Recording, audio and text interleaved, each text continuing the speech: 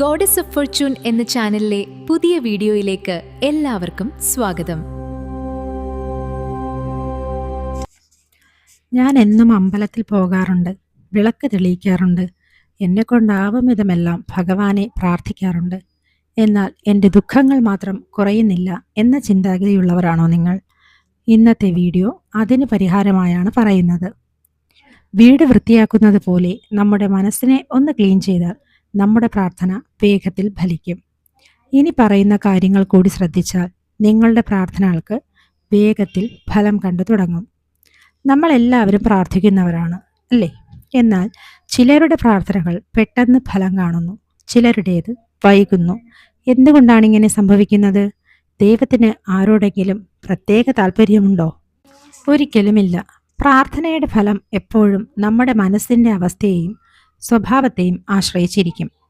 പലപ്പോഴും നമ്മൾ പ്രാർത്ഥിക്കുന്നത് ഇത് നടക്കുമോ ഇല്ലയോ എന്ന സംശയത്തോടെയാണ്. സംശയമുള്ള മനസ്സ് പകുതി അടഞ്ഞ വാതിൽ പോലെയാണ്. പ്രാർത്ഥിക്കുമ്പോൾ എൻ്റെ പ്രാർത്ഥന കേൾക്കാൻ ഒരാളുണ്ട്, അത് എനിക്ക് ഏറ്റവും നല്ല സമയത്ത് ലഭിക്കും എന്ന ഉറച്ച വിശ്വാസം വേണം. സംശയം മാറി വിശ്വാസം വരുമ്പോൾ പ്രാർത്ഥനയ്ക്ക് വേഗത കൂടും.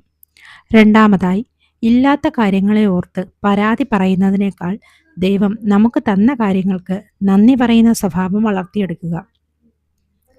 എപ്പോഴും പരാതി പറയുന്ന മനസ്സ് നെഗറ്റീവ് എനർജി ഉണ്ടാക്കുന്നു. എന്നാൽ നന്ദിയുള്ള മനസ്സ് പോസിറ്റീവ് എനർജി നിറയ്ക്കുന്നു. എനിക്ക് ഇത് തന്നതിന് നന്ദി എന്ന് പറഞ്ഞു തുടങ്ങുന്ന പ്രാർത്ഥനകൾ വളരെ വേഗം പ്രപഞ്ചം സ്വീകരിക്കും. അതുപോലെ നമ്മൾ ചോദിച്ച ഉടനെ കാര്യം നടക്കണമെന്ന വാശി പ്രാർത്ഥനയിൽ പാടില്ല. അസ്വസ്ഥമായ മനസ്സോടെ പ്രാർത്ഥിച്ചാൽ ഫലം കിട്ടില്ല. ഒരു വിത്തിട്ടാൽ അത് മുളയ്ക്കാൻ അതിൻ്റെതായ സമയമെടുക്കും. അതുപോലെ പ്രാർത്ഥനയുടെ ഫലം വരാൻ ക്ഷമയോടെ കാത്തിരിക്കാനുള്ള മനസ്സ് നമുക്കുണ്ടാകണം. ഈ ശാന്തത പ്രാർത്ഥനയുടെ ഫലത്തെ നമ്മിലേക്ക് വേഗത്തിലെത്തിക്കും. അതുപോലെ മറ്റൊരാളെ വേദനിപ്പിച്ചുകൊണ്ടോ മനസ്സിൽ അസൂയ, പക എന്നിവ വച്ചുകൊണ്ടോ ചെയ്യുന്ന പ്രാർത്ഥനകൾക്ക് ശക്തി കുറവായിരിക്കും. നമ്മുടെ വാക്കുകൾ മറ്റുള്ളവർക്ക് ആശ്വാസം നൽകുന്നതായിരിക്കണം.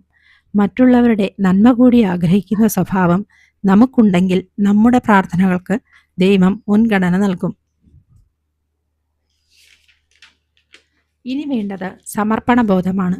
ഞാൻ ചോദിക്കുന്നത് നടന്നേ തീരൂ എന്ന വാശിക്ക് പകരം എനിക്ക് നല്ലതെന്താണോ അത് ഭഗവാൻ നൽകട്ടെ എന്ന പൂർണ്ണമായ സമർപ്പണം വേണം. നമ്മുടെ നിയന്ത്രണത്തിലില്ലാത്ത കാര്യങ്ങളെ ദൈവത്തിന് വിട്ടുകൊടുക്കുക. ഈ സമർപ്പണ ബോധം മനസ്സിൻ്റെ ഭാരം കുറയ്ക്കുകയും പ്രാർത്ഥന സഫലമാകാൻ വഴിയൊരുക്കുകയും ചെയ്യും. ഇതിൽ നിന്നും എന്താണ് നാം മനസ്സിലാക്കേണ്ടത്? പ്രാർത്ഥന എന്നത് വെറും വാക്കുകളല്ല, അത് നമ്മുടെ ജീവിത രീതിയാണ്, നമ്മുടെ സ്വഭാവത്തെ ആശ്രയിച്ചിരിക്കുന്നു. വിശ്വാസം, നന്ദി, ക്ഷമ, ശുദ്ധി, സമർപ്പണം, ഈ 5 കാര്യങ്ങൾ നമ്മുടെ സ്വഭാവത്തിൻ്റെ ഭാഗമായാൽ ഏത് പ്രാർത്ഥനയും അത്ഭുതകരമായി ഫലം നൽകും. പ്രാർത്ഥനയുടെ ഈ പോസിറ്റീവ് എനർജി നിങ്ങളുടെ ജീവിതത്തിൽ വലിയ മാറ്റങ്ങൾ കൊണ്ടുവരട്ടെ എന്ന് ആശംസിക്കുന്നു. നിങ്ങളുടെ അഭിപ്രായങ്ങൾ രേഖപ്പെടുത്തുക. മറ്റുള്ളവർക്കും പ്രചോദനമാകട്ടെ. നന്ദി, നമസ്കാരം.